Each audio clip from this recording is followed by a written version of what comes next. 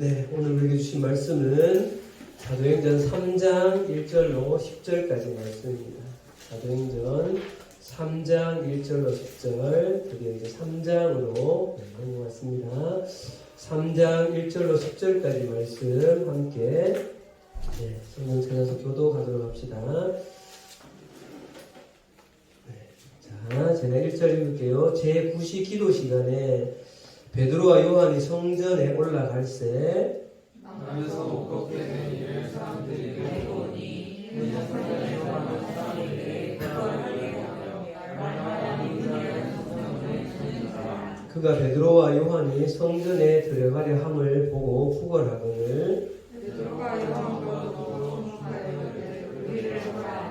그가 그들에게 무엇을 얻을까 하여 바라보거늘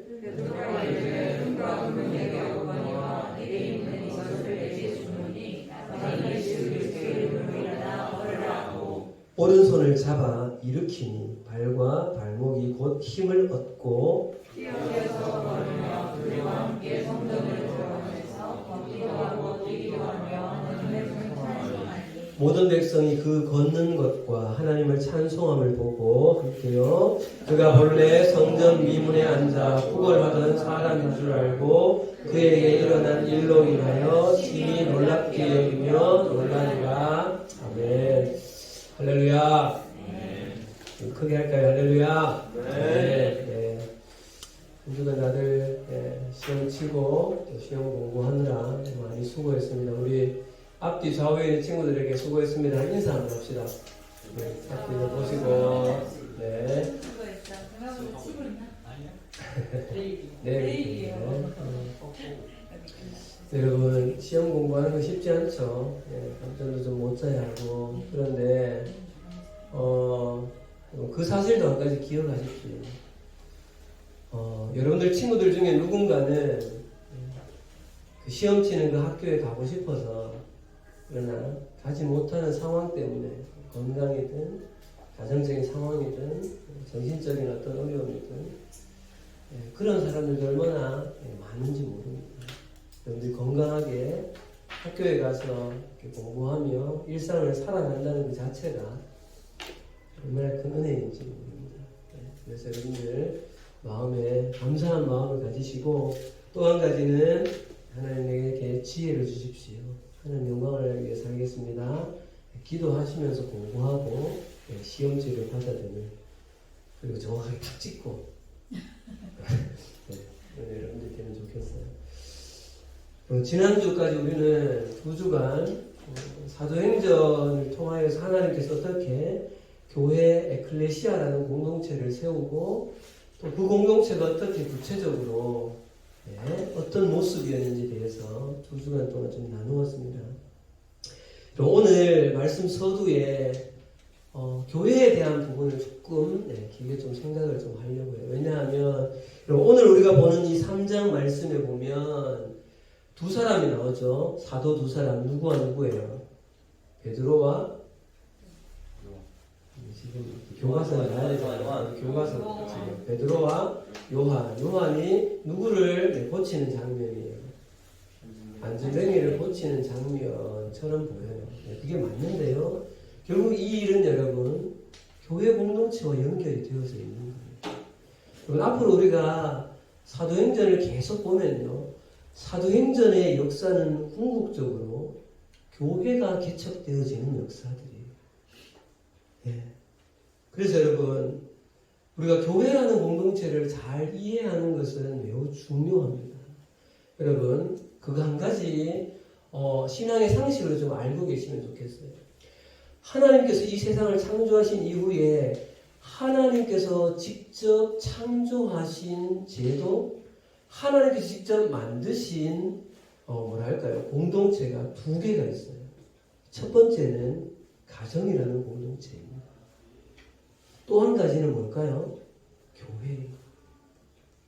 그래서 우리가 교회를 잘 이해하는 것은 우리의 신앙생활을 해가는 데 있어서 매우 중요합니다. 그래서 오늘 간단하게 교회 탄생의 스토리를 쭉 생각해 보면서 교회라는 것이 도대체 뭔가 이 시대에 수없이 많은 우리 지금 밖에 나가서 이렇게 돌아보면 우리 지금 주변에도 남일교회를 포함해서 명지교회, 남은교회, 그 밑에 천성교회 수없이 많은 교회들이 있죠. 이 교회가 무엇인가를 볼 수 있어요. 자, 여러분, 하나님께서는 태초에 세상을 창조하셨고 하나님이 처음 창조하신 이 세상은 하나님께서 왕이시고 하나님이 주인이시며 당신이 다스리시는 하나님의 나라였던 것이죠. 그렇죠? 그런데 아담과 하와가 선악과를 따먹은 그 일은 지난번 말씀드렸죠. 네, 그 일의 또 한 측면을 보면 이 일은 뭐가 바뀐 사건이라고 그랬죠? 주인이 바뀌게 된 일이라고 했었어요. 하나님을 주인으로 섬겼던 아담과 하와가 하나님의 명령이 아니라 사단의 말을 순종하는 그렇게 따르기 시작한 것입니다. 이것을 우리는 무슨 죄라고 불러요? 원죄라고 부르는 거죠. 그런데 여러분, 하나님께서 당신이 창조하신 이 세상이 그렇게 어떻게 보면 왜곡되어졌고 신학적으로 이것을 전적인 타락, 전적 부패라고 해요. 이런 세상을 그냥 내가 만들어놨더니 잘못됐네 라고 그냥 버리시지 않았다는 것이죠. 그리고 하나님은 하나님의 그 주인된 자리를 그리고 당신이 창조하신 그 하나님의 형상을 가진 사람들과 온 우주 만물의 이 피조 세계를 다시금 하나님의 나라, 하나님을 주인으로 섬기고 다스림을 받는 그 나라로 회복하기를 원하시는 원대하고 거대한, 어떻게 보면 인류 역사상 가장 거대한 프로젝트를 시작하신 거예요. 그 프로젝트의 시작이 한 사람을 부르면서 시작하죠. 창세기 12장에 너는 복이 될지라 누구를 부르신 거예요?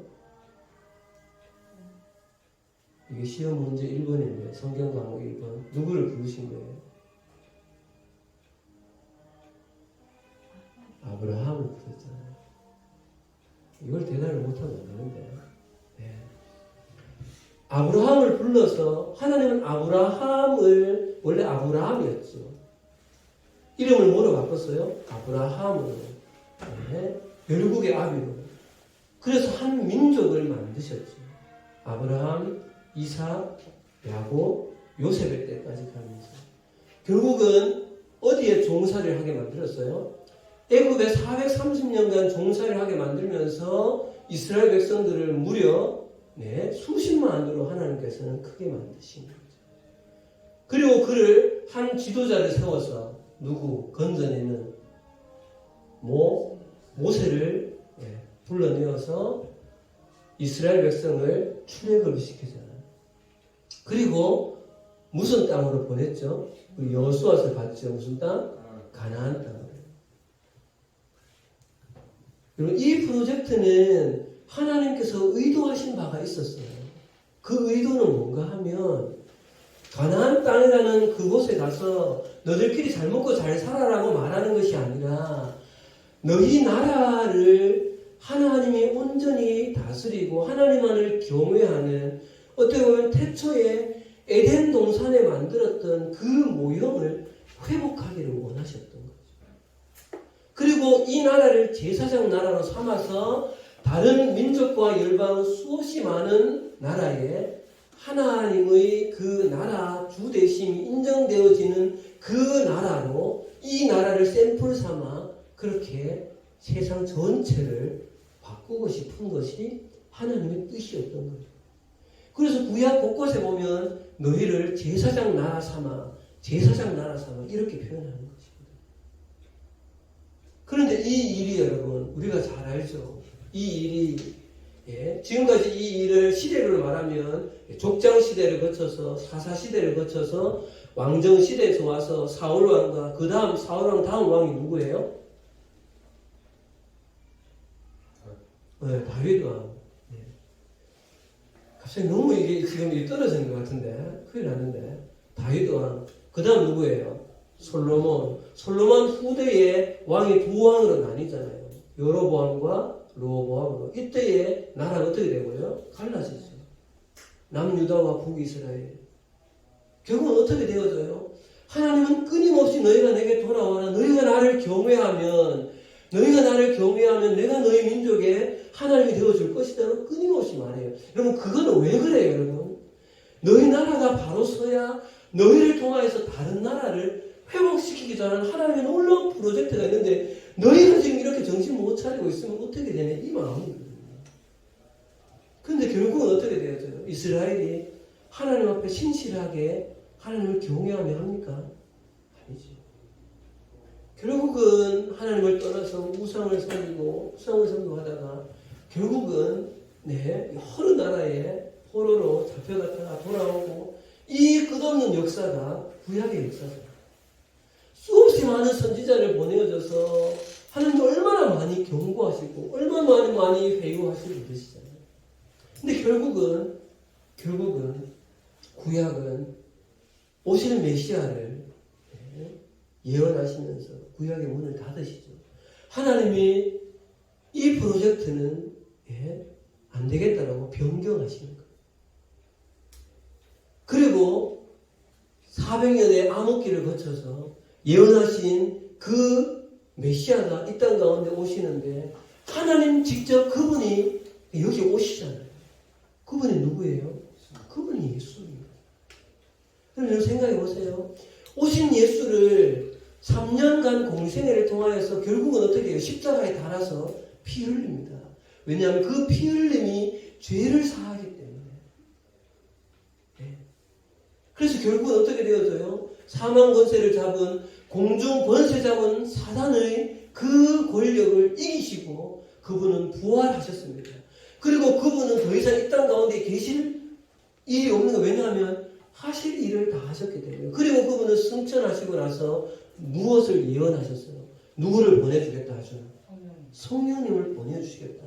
그 일이 바로 이루어진 것이 사도행전 2장의 오순절에 그 놀라운 성령의 강림하심이라는 거예요. 그런데 오늘 여러분 생각해 보세요. 그 이후에 성령 강림은 그냥 그 자체가 목적이 아니었던 거예요. 성령 강림을 받은 그 사람들, 그리고 사도 베드로의 첫 설교에 인하여서 몇 명이 주님께로 돌아왔어요. 몇 명이요? 3,000명이 주님께로 돌아오고 예수를 그리스도라고 고백하며 날마다 성전에 모이를 힘쓰고 함께 모여서 떡을 떼며. 여러분, 떡을 뗀다는 게 지난주에 뭐라 했죠?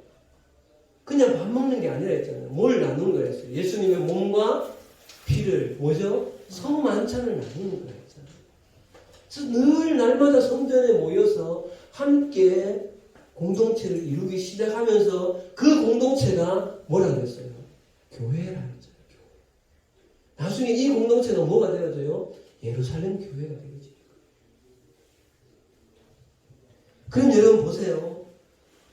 하나님이 이 프로젝트를 보세요. 처음에 창조하셨을 때 아브라함 한 사람을 불러내오셔서 이 세상을 하나님의 원래의 나라로 되돌이키려는 그 프로젝트가 하나님께서 당신이 직접 이 땅 가운데 오신 것으로 하나님은 그 프로젝트를 모르겠어요. 우리가 입장에 봤을 때는 변경이라고 할 수 있는데 어쨌든 그 일을 통하여서 예수를 보내시고 성령을 보내셔서 이 땅 가운데 하나님께서 만드신 유일한 공동체가 뭐예요? 교회예요. 그것이 교회예요. 그래서 여러분 오늘 여기 말씀에 있죠. 교회의 첫 번째 의미는요. 여러분 잘 보십시오. 여러분 우리가 지금 이렇게 모여있는 이 공간, 이 모임, 여기 지금 2, 4, 6, 8, 11명이 모여있는 이 모임이 바로 공동체 교회 에클레시아인 것이죠. 부름받은 성도들의 모임. 그런데 여러분 예수님은 이 교회를 통하여서 이 교회의 의미가 무엇인지를 우리가 정확하게 가져야 하는데 첫 번째 의미는 여러분 인간이 범죄함으로 말미암아 타락하여서 본질상 죽음의 상태에 놓여져 있었죠. 이것을 우리는 진노의 자녀라고 했죠. 그러나 예수를 보내셔서 누구의 자녀로 우리의 신분을 바꿨어요? 하나님의 자녀로 신분을 바꾸신 이후에 우리를 하나님 당신께서 온전히 다스리시기를 원하시는 하나님 예수 그리스도가 머리가 되어주신 그 공동체를 이루어내신 것이죠. 예수님이 교회는 머리예요. 예수님이 다스리는 곳이 교회라는 것이죠. 여러분 봅시다. 하나님, 예수님이 다스리는 그것을 우리는 계속해서 지금 무슨 나라라고 말하고 있어요. 하나님 나라예요. 사랑하는 여러분, 교회의 첫 번째 의미는 죄로 타락하고 패역한 이 세대 가운데 하나님이 직접 당신이 머리가 되셔서 당신이 다스리시는 공동체를 창조하신 교회는 하나님의 나라입니다. 여러분 여기가 바로 이 공간이 하나님 나라인 것입니다. 여러분 우리가 보고 있는 십자가가 높이 달려있는 그 공간은 하나님을 주인이라고 고백하고 있는, 비록 그 속에 죄로 인하여서 여전히 죄성을 가진 인간 때문에 그 속에 갈등이 있고 아픔이 있고 어려움이 있는 것은 여러분 사실이지만 그 공간만큼은 모두가 다 예수가 주인이라고 고백하고 있죠. 여러분 물어봅시다. 여러분의 주인이 예수라고 고백하십니까? 다시 물어봅시다. 여러분의 주인이 예수입니까? 여러분 이 모임의 이 공동체의 주인이 예수입니까? 그럼 여기는 하나님의 나라인 것이. 여기서 이루어지는 모든 교제와 만남과 행하는 것은 성경 말씀에 근거하여서 이루어져 가야 하는 것입니다. 그렇기 때문에 교회인 것입니다. 그런데 여러분 첫 번째 이 의미 기억하십시오. 따라합시다. 교회 공동체는 하나님의 나라이다. 예.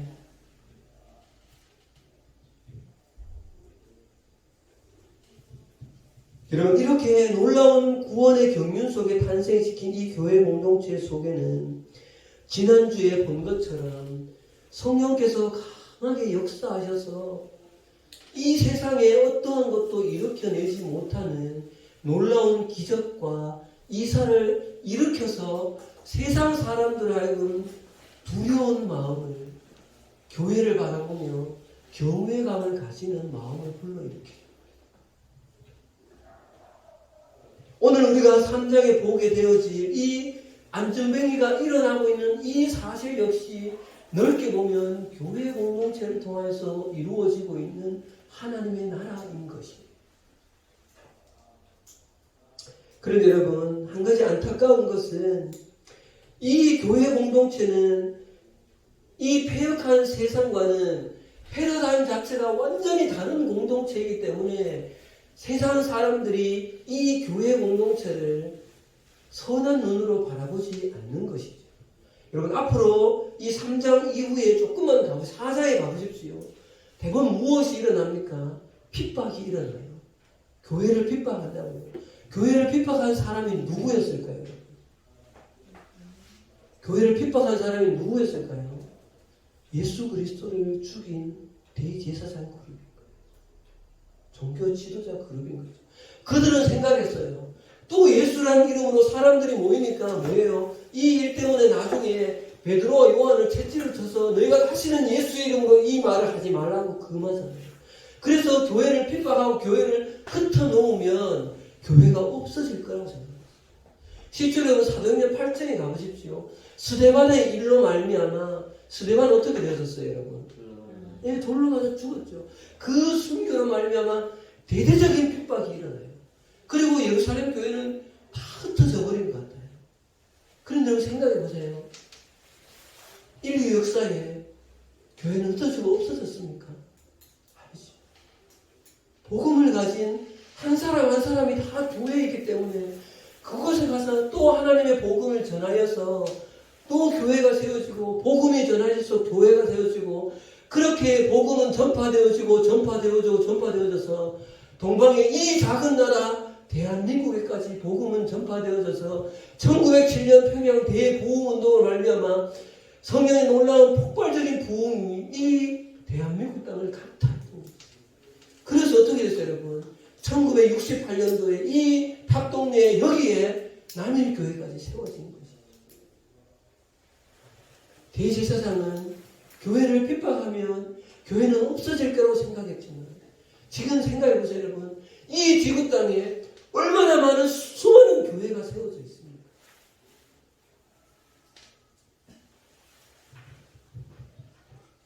이 남일교회 성장 스토리 50년사를 이 두꺼운 책에 본 적 있죠, 여러분? 다 담아놓았죠. 거기 남일교회라는 교회가 어떻게 탄생되어졌는가, 누구의 어떤 섬김과 희생이 있었느냐고 나중에 꼭 읽어보십시오. 그런데 여러분, 여기에서 우리가 교회를 바라보는 두 번째 관점을 생각하게 되어집니다. 아까 첫 번째는 뭐라고 했어요? 교회는 뭐다? 하나님의 나라. 두 번째 봅시다, 여러분. 우리가 이 교회의 이 스토리를 바라보며 두 번째 생각하는 교회에 대한 관점은, 여러분, 예수님이 이 땅 가운데 오셔서 하나님 나라의 복음, 당신의 십자가의 그 복음을 전하신 이후에 결국은 승천하셨는데, 그리고 이 땅 가운데에 사람들에게 뭐를 말씀하셨어요? 땅끝까지 복음을 전하라고 하셨죠. 그럼 이 땅끝까지 복음을 전하라고 하면서 창조하신 공동체가 당신이 머리 대신 뭐예요? 교회인 것이죠. 그래서 여러분, 교회는 예수님께서 당신이 하셨던 그 일을 위임받은, 복음을 전할 것을 위임받은 하나님의 공동체가 바로 교회인 것이죠. 교회는 바로 이 땅에 살아계신 예수 그리스도께서 하셨던 그 일을 그대로 위임받은 공동체가 교회인 거죠. 그래서 여러분, 교회는 움직이는 예수 그리스도가 바로 교회인 거예요. 교회는 복음을 전파해내고 이 세상을 회복해내셨던 예수 그리스도의 그 일을 대신해야 하는 그 사명을 가진 움직이는 예수가 바로 교회인 것입니다.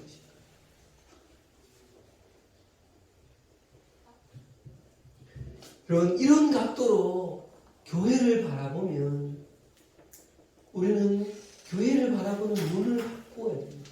여기서 우리는 여러분 첫 번째 우리의 적용점을 생각하게 되어져요. 사랑하는 여러분, 우리가 지금 모여있는 이 남일교회를 여러분들은 어떻게 바라보고 계십니까?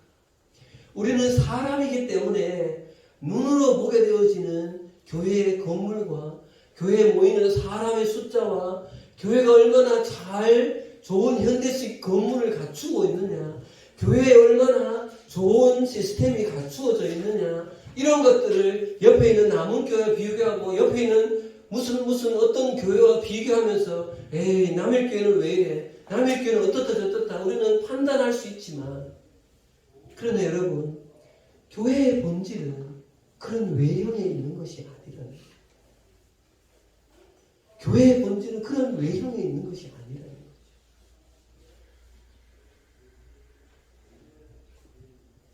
여러분, 이 교회는, 이 남일교회는, 옆에 있는 남은교회는, 명지교회는, 이 땅에 눈에 보이는 유형으로 모여있는 이 교회는 모두가 다 예수님의 피값으로 세워진 교회입니다.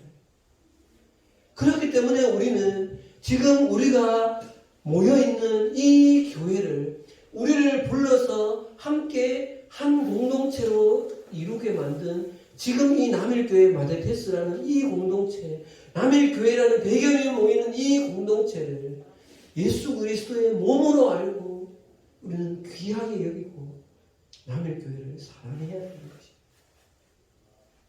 교회가 뭔가 제도가 잘 갖춰져 있고 뭔가 조건이 되기 때문에 교회를 사랑하는 것이 아니라 예수님의 십자가의 피가 여기 있기 때문에 우리는 교회를 사랑해야 되는 것이.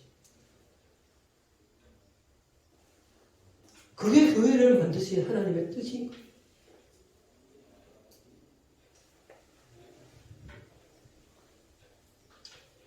자, 여러분, 오늘 본문에서 우리가 읽은 이 내용을 보면 사실 너무나 간단한 내용이에요. 베드로와 요한이 안전뱅이를 예수님의 이름으로 걸어라 하고 일으킨 거, 이 한 문장으로 말하면 끝이에요. 그런데 여러분, 이 안에는 교회 공동체에 하나님께서 담고 싶어 하는 얼마나 놀라운 복음의 깊이가 담겨 있는지 모른다. 그럼 그 의미 속으로 좀 들어가서 몇 가지를 좀 살펴보려고 합니다. 첫 번째입니다. 여러분, 이 일이 언제 일어났는지 봅시다. 1절입니다. 1절 같이 읽어줍시다. 시작. 제9시 기도 시간에 베드로와 요한이 성전에 올라갈세. 자, 여러분 퀴즈입니다. 맞춰보세요. 제9시는 우리나라 시간으로 몇 시일까요?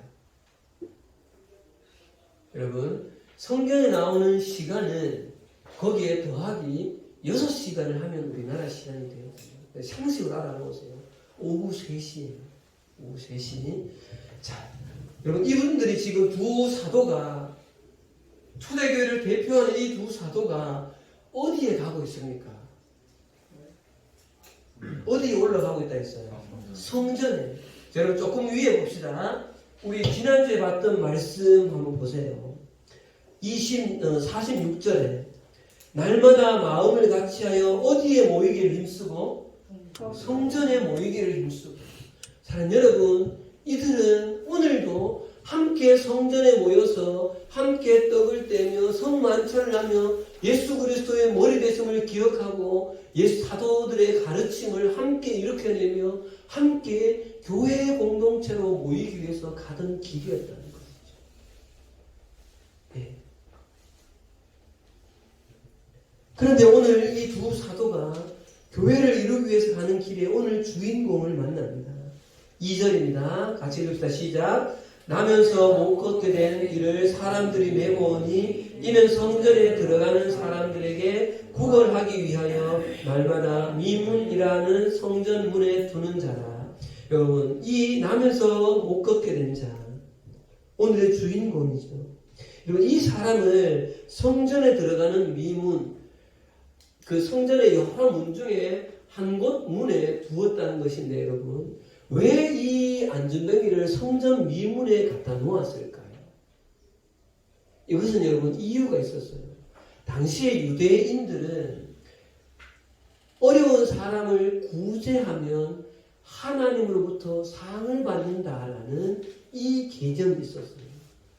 그렇기 때문에 성전에 올라가면서 기도하러 가면서 어려운 사람을 보면 그를 구제하고 도와주면 내가 하나님 앞에서 상을 쌓는다라고 생각하기 때문에 어려운 사람들 입장에서는 보면 여기에 있는 것이 가장 뭐하기가 쉬워요? 동력을 얻기가 쉬운 거예요. 그래서 당시에 성전 앞에 많은 이런 사람들이 있었다고 해요. 자, 이렇게 안전뱅이가 이날도 똑같이 베드로와 요한을 보면서 한 푼 주십시오 구걸했겠죠. 베드로의 마음에 이 영혼을 주목하여 보며 그날따라 다른 마음이 드는 것이 뭐예요? 이 한 사람은 지금 오늘 내가 동전 몇 푼 주면 이것으로 오늘 하루는 당장 먹을 수 있지만 이 사람이 온전한 회복이 있습니까? 아니죠. 이 영혼에게 예수 그리스도의 이름으로 이 영혼이 다리에 힘을 얻고 직접 일어나서 자신의 삶을 당당하게 살아가는 것, 그리고 이 영혼이 이 놀라운 기적을 체험해서 예수를 그리스도로 고백하는 온전한 회복이 일어나는 것, 이것이 정말 이 영혼을 도와주는 것이라는 마음이 드는 거죠. 그리고 여러분 어떡합니까? 6절 갑시다. 6절에 놀라운 선언을 하죠. 6절 읽읍시다. 시작. 베드로가 이르되 은과 금은 내게 없거니와 내게 있는 이것을 내게 주노니 나사렛 예수 그리스도의 이름으로 일어나 걸으라 하고. 이 말씀이 어떻게 다가옵니까? 베드로와 요한이 정말 놀랍지 않나요? 이런 상상을 해보는 거죠. 손잡고 일어나 걸으라고 딱 했는데 안 일어나는 거예요. 안 일어나는 거예요. 그럴 수도 있잖아요. 근데 베드로와 이 요한은 도대체 어떤 믿음이었길래 손을 잡고 예수 그리스도 이름으로 일어나 걸으라고 당기를 냈냐. 이분들의 이 믿음은 도대체 어디서 왔습니까? 가끔 우리 반 아이들이 선생님 저기 아파요 하고 오면 공식적으로 소리 내서 기도는 못하죠. 기도하면 혹시 여러 가지 문제가 생기니까 속으로 주님 이 아이 고쳐주십시오. 기도해요. 그렇다고 나아요? 안 나아요. 보고실 가 해야 돼. 보고실 가야지. 여러분 보세요. 여기에도 몇 가지 개념을 좀 잡긴 할 텐데 그건 이제 나중에 좀 이야기하고요. 이분들의 이 절대적인 믿음이 어디서 왔냐는 것을 좀 알아요. 잘 생각해 봅시다. 첫 번째는 그럼 부활하신 이후에 예수님께서 이들에게 계속해서 뭘 말씀하셨어요? 이 구약에 이루어지고 있는 당신을 가리켜서 하고 있는 그 하나님의 말씀, 구약에서 당신을 가리켜서 한 말씀이 이 말씀은 나로 인하여서 한 말씀이라고 누가복음 끝에 보면 계속해서 풀어서 설명하거든요. 또 우리가 봤던 사도행전 1장 3절 말씀에 40일 동안 하나님 나라의 일을 계속해서 풀어서 말씀하셨다고 했잖아요. 여러분 이들은 말씀에 대한 이해, 복음의 진리에 대한 이해가 생기기 시작했던 거예요. 말씀에 대한 이해가 생겼어요. 여러분 믿음의 근원은 말씀을 듣고 이해하며 이 말씀이 나의 말씀이 되어지는 것에서 믿음은 시작되어집니다. 두 번째는 이들은 예수님이 말씀하셨던 성령의 오순절 마가다락방에 그 놀라운 엄청난 어떻게 보면 인류 역사상 가장 강력한 그 성령의 임재함을 경험했던 사람들. 여러분 기도 가운데 성령 하나님의 살아계신 성령 하나님의 그 놀라운 체험, 이 불같은 하나님의 그 강력한 지배 아래 들어가는 이 체험은 정말 살아있는 체험이 되어지는 거예요. 네. 이것을 다른 말로 하면 하나님을 경험하는 체험인 것이죠. 또 한 가지는요, 세 번째는 이 둘이서 이것을 행한 것이 아니라는 거예요. 이들은 이들과 함께 속하여 있는 베드로와 요한도 그냥 단지 초대교회 예루살렘 교회의 성도의 공동체의 한 일원이었다는 것입니다. 그럼 이 믿음은 이 두 사람에게만 일어난 것이 아니라 공동체와 함께 연합되어져 있기 때문에 이들 가운데도 이런 믿음이, 강력한 믿음이 일어나고. 그럼 여기서 우리는 오늘 말씀의 두 번째 적용점을 찾을 수가 있습니다. 사랑하는 여러분, 여러분의 믿음이 성장하기를 바라십니까? 여러분 믿음이 성장하기를 바란다면 여러분 성경이 말하고 있는 이 66권의 성경을 이 속에 담겨져 있는 하나님 말씀의 복음의 진리에 대한 깊은 이해를 해가는 것, 말씀과 복음에 대한 이해 가운데 들어가는 것, 그것이 가장 근본입니다. 여러분 놓친 성경을 잡으십시오. 성경을 잡으셔야 됩니다. 믿음은 들음에서 난다. 들음은 하나님의 말씀이라고 했습니다. 말씀을 듣지 않으면 살아있는 진리의 말씀을 들어야만, 읽어야만, 묵상해야만 믿음이 생겨나는 것이죠. 두 번째는 여러분 기도 가운데 성령의 강한 임재하심 가운데 그 경험을 하는 여러분들이 되어졌으면 좋겠어요. 저는 소망하기는 지금 이 자리 가운데 하나님의 성령께서 이미 여러분들의 마음에 크게 작게 역사하고 있는다고 믿어요. 또한 이번 여름 수련회 가운데 하나님의 성령이 강하게 여러분들 가운데 터치하는 일들이 일어나기를 강하게 소망하고 있어요. 여러분 그 일을 경험하는 것, 이것이 신비주의로 우리가 빠지자는 것이 아니라 진짜 예수 그리스도를 만나고 살아있는 성령을 만나는 그 체험이 있으면 정말 소위 말해 목에 칼이 들어와도 예수를 부인할 수가 없는 거죠. 왜냐하면 그분을 내가 만났는데. 세 번째는 여러분, 지금 우리와 함께하고 있는 비록 소수일지라도 이 중고등부 공동체와 깊이 여러분 연합하고 계셔야 돼요. 공동체와 연합하고 계셔야 돼요. 팀장님이 늘 말하잖아요. 남일교회를 혹 떠나게 되어질 때 여러분 그곳에 가서 반드시 믿음의 공동체에 속해 있습니다. 혼자는 불가능합니다. 혼자는 불가능해요. 선교사님들도 그렇게 불같은 믿음 때문에 떠난 선교사님들도 선교사 공동체에 속해 있어요. 혼자는 불가능해요. 마지막으로 오늘 안전뱅이가 예수 그리스도 이름으로 고침받는 이 장면에 담긴 이 시대와 연관된 의미를 좀 생각해 보려고. 여러분 지난주에 팀장님이 이 말씀을 묵상하면서 제 마음에 이런 마음이 강하게 드는 거야. 하나님께서 이 마지막 세대에 교회라는 에클레시아라는 하나님 나라 공동체를 만든 의미가 오늘 이 본문 속에 그대로 담겨있다는 생각이 드는 거예요.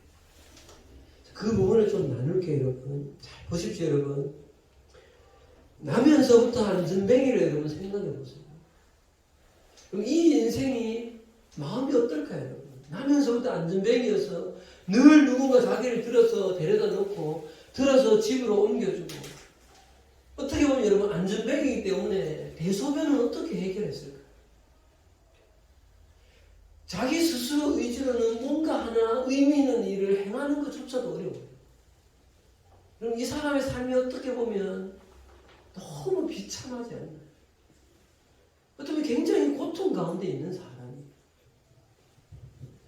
팀장님이 지난주에 이 나면서부터 못 걷게 된 이 한 사람을 이렇게 생각하면서 지금 우리가 살아가고 있는 이 시대가 이 안전뱅이와 같지 않나는 생각이 드는 거죠.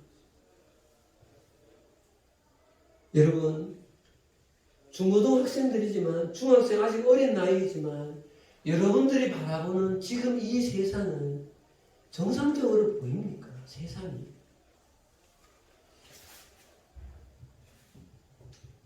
곳곳에서 뉴스 기사에서 들려지고 있는 지금 우리가 바라보는 이 세상은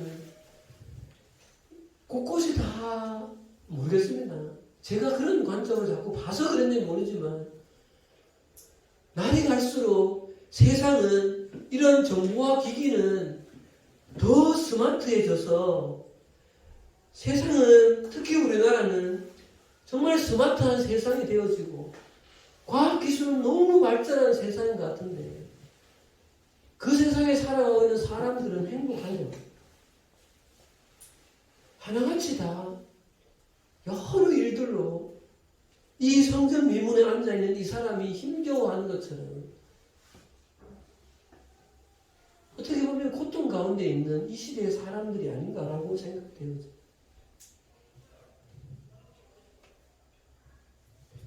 여러분 생각해 보세요. 이태원의 그 할로윈 그 대참사를 한번 생각해 보세요. 그리고 그로 인해서 그 이후에 정치권에서 이렇다 저렇다 그 많은 갈등을 한번 생각해 보세요. 지금도 이태원에서 그 분향소를 철거해야 된다 말아야 된다라고 막 또 싸우고 있잖아요. 여러분 여러분이 다니는 지금 학교 현장을 생각해 보세요. 학교 현장이 온전합니까? 지난주도 우리 학교에서 선생님 나는 우리 학교에서 학폭 사안 때문에 부모가 왔다 갔다 하고 일들이 많이 막 생기고 있어요. 얼마 전인가 며칠 전이죠. 10대가 자살한 사건이 있었죠. 우리나라에. 여러분 비공식적으로 통계를 발표하지 않아서 그렇지 대한민국 땅에서 지금 죽어가고 있는 청소년이 몇백 명이 된다고 해요. 그러면 나머지는 온전한 거예요. 여러분 깨어진 가정이 얼마나 많습니까? 우리나라에 이혼율이 얼마나 많습니까? 지금 우리 반에도 1학년 아이인데요.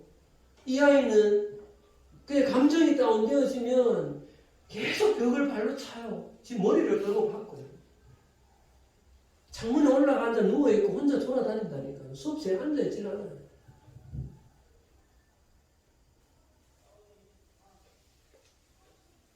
수년 전에 미투 운동이 일어나서 우리나라 사회 곳곳에 만연해 있는 그 성폭력과 성희롱과 그 권력과 인해서 또 얼마 전에 뭐예요?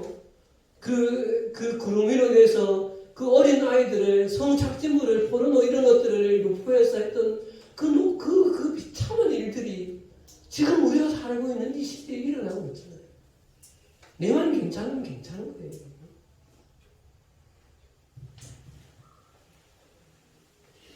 지금 여러분 산업 현장에서는 하루가 멀다 하고 현장에서 여러분 그 현장에 어려움을 인해서 죽는 사람들이 자꾸 생겨나고 있잖아요. 그래서 우리나라에 최근에 생긴 법이 뭐예요? 중대산업재해법 이런 법이 생기고 있잖아요.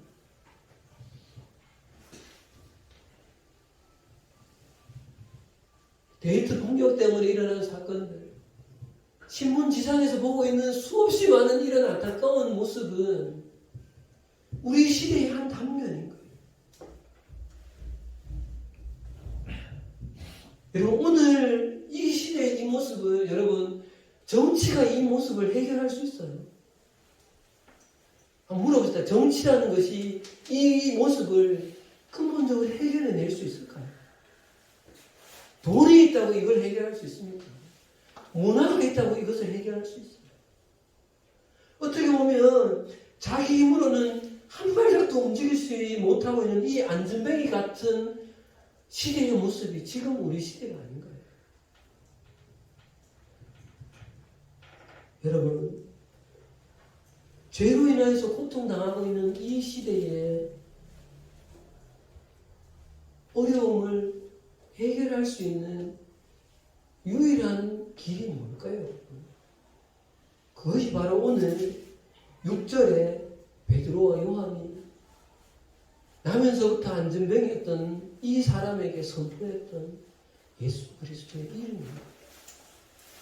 여러분 예수 그리스도의 이름이 정치에도 들어가고 경제에도 들어가고 문화에도 들어가고 교육에도 들어가고 예수 그리스도가 주인 되어져 있는 곳 그곳에 회복이 일어나는 거예요. 회복이 일어나는 거예요. 여러분 잘 보세요. 아까 두 번째 교회의 의미가 뭐라 그랬어요? 복음을 전하는 뭐가 있다 했죠? 사명이 있다 했죠. 여러분 오늘 이 일 때문에 여러분 11절 가보세요. 11절 12절에 가보면 여러분 베드로의 두 번째 설교가 이루어져요. 11절에 가면요.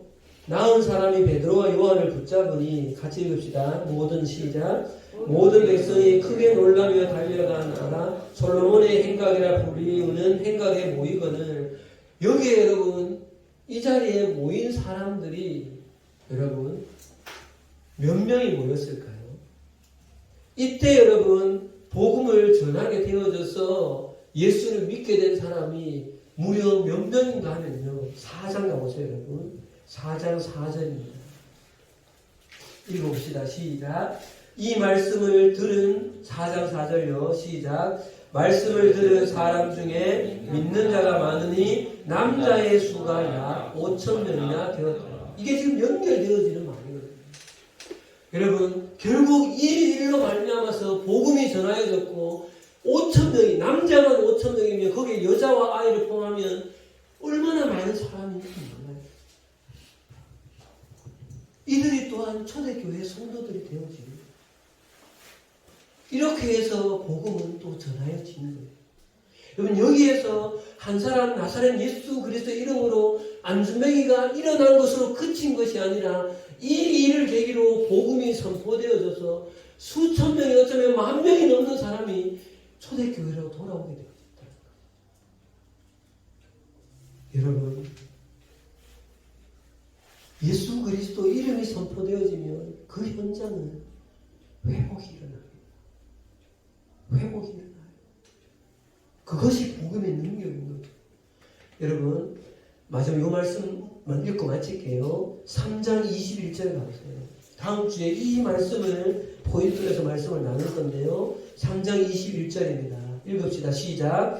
하나님이 영원 전부터 거룩한 선지자들의 입을 통하여 말씀하신 바 만물을 회복하실 때까지는 하늘이 마땅히 그를 받아주리라. 아멘.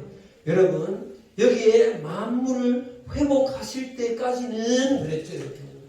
여러분, 성경 66권에 회복이라는 리스토레이션이라는 이 말이 쓰인 것은 이 사도행전의 교회를 통하여서 유일하게 등장하는 낱말이 이 한 낱말이에요. 성경에 단 한 번 쓰인 말이 여기에 일어난다. 초대교회에 예수 그리스도의 이름이 선포되어지는 곳에 회복이 일어나는 거예요.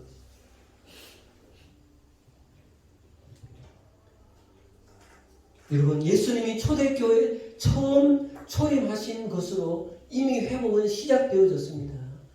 언제지 모르지만 재림하실 때 완전한 회복은 일어나는 것이죠. 이제 말씀을 마치겠습니다.